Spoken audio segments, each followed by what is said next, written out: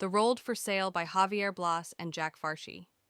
Opening introduction. The World for Sale traces how a tight network of commodity traders transformed from backroom middlemen into global power brokers who shape politics, markets, and lives by moving oil, metals, and food across the world. The authors map the industry's arc from opportunistic pioneers after World War II through the financialization and geopoliticization of commodities, exposing moral compromises, extraordinary deals, and the traders' role as lenders, fixers, and power brokers in fragile states. 1. The Pioneers. This chapter profiles the early entrepreneurs who built modern commodity trading by taking commercial risks across Cold War divides and nascent markets. It describes how a handful of traders learned to exploit information gaps, bureaucratic chaos, and political frictions to source and deliver scarce resources. Their methods, cultivating relationships with odd partners, moving fast, and shouldering political risk, set industry norms. The chapter shows how those early habits seeded immense wealth and influence. The Godfather of Oil. The chapter centers on a dominant, controversial oil trader whose daring deals and willingness to trade with pariahs rewrote market rules. It explains how this trader turned opportunism into institutional power by supplying states in crisis, rerouting shipments, and structuring complex financings. The account highlights moral ambiguity. Life-saving deliveries and market-stabilizing actions sit beside sanction-busting and murky counterparties. The trader's rise crystallizes the sector's newfound political muscle. The last bank in town.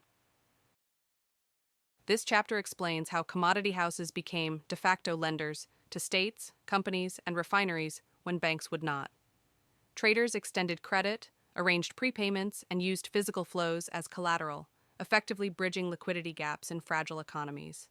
Their financing role amplified their leverage. They could decide which regimes, companies, or projects lived and which failed. The chapter shows how financing turned trading firms into quasi-banks with outsized geopolitical sway. Paper barrels.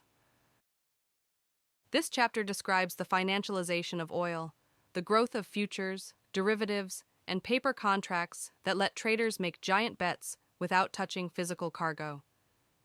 It explains how the shift amplified leverage, allowed enormous positions to be taken quickly, and blurred the lines between merchant trading and speculative finance.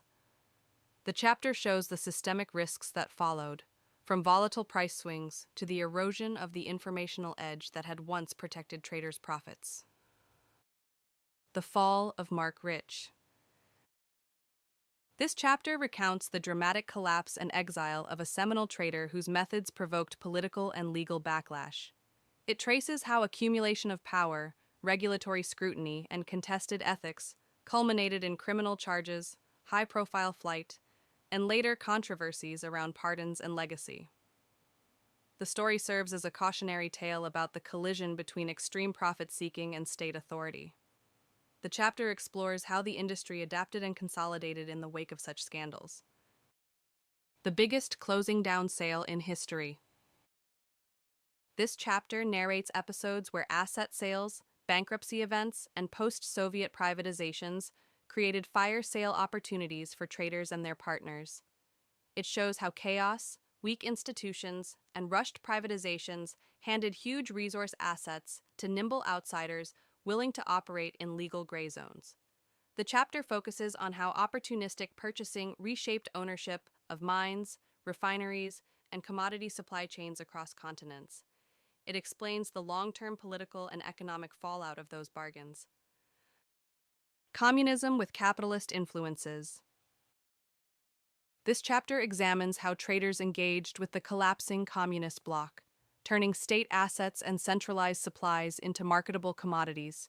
It details the complex interactions between Western traders and emergent post-communist oligarchs, officials, and racketeers. The narrative shows how traders' capital, market access, and dealcraft accelerated privatization while entangling commerce with corruption.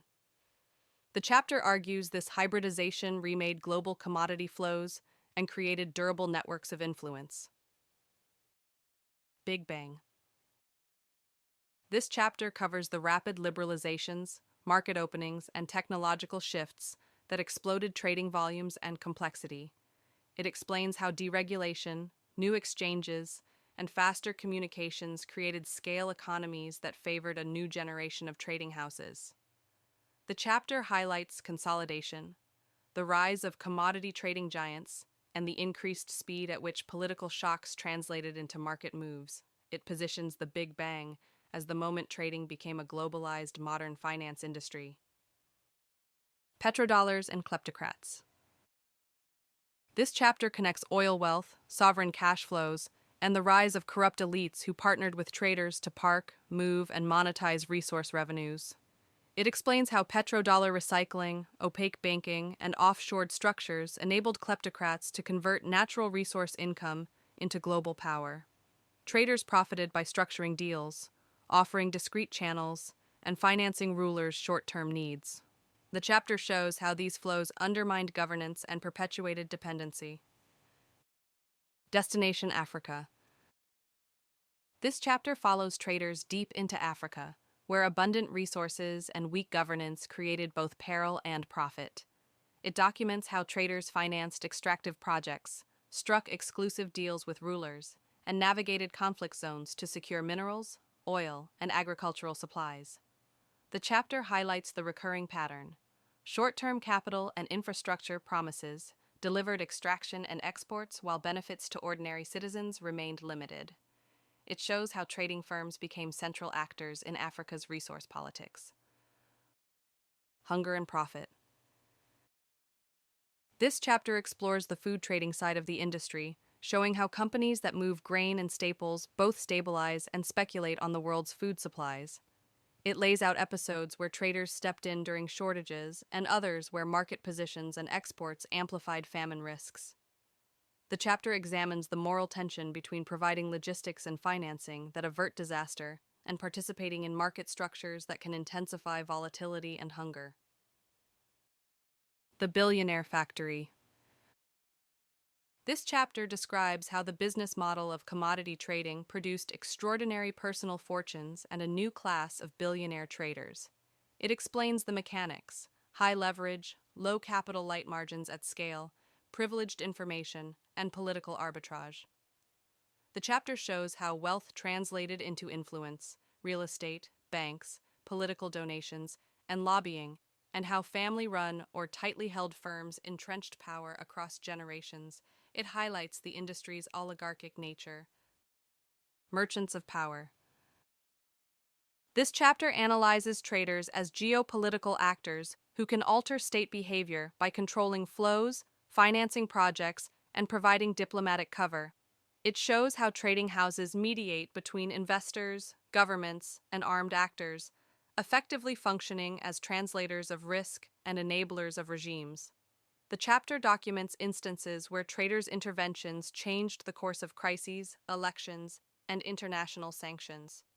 It argues that their discretion and resources make them unique, non-state power brokers. Conclusion: a lot of skeletons.